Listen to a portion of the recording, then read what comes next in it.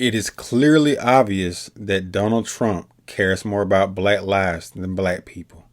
If you are out here protesting in the city of Washington, D.C., because Donald Trump has deployed National Guard troops to clean up y'all city, you have a problem. Y'all out here protesting, following behind your good white liberal masters. Y'all ain't learned yet. It's been over 60 years since Malcolm X told y'all about that white liberal. Y'all love quoting our famous black leaders from back in the day, but don't follow none of their principles. And yes, the DC homicide rate has gone down from 2023, which had a high of 274, but it's still too high.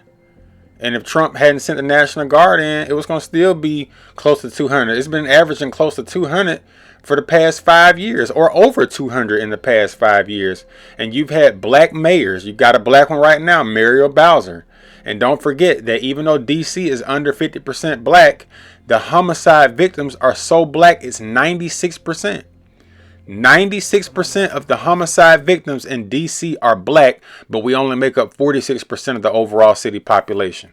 And not only is the National Guard helping to keep crime down and keep homicides down, they're actually picking up trash, beautifying y'all's parks. They're doing landscaping. They're putting in mulch.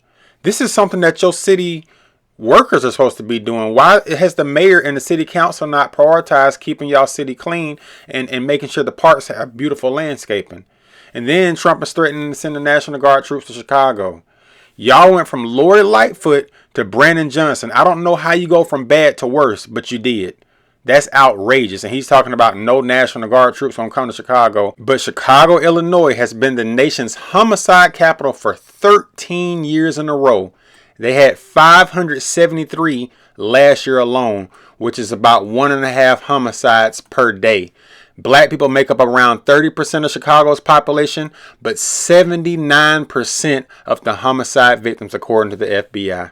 Now, as the definition of insanity is written, doing the same thing over and over and over again, expecting a different result. It's time for black people as a collective to come together and say, you know what? This is not about Democrat or Republican, liberal versus conservative, liking Trump or not liking Trump. This is about right versus wrong. And these homicide numbers, these crime numbers are just ridiculous. And the overwhelming majority of the time is black people being taken out and black people taking out other black people.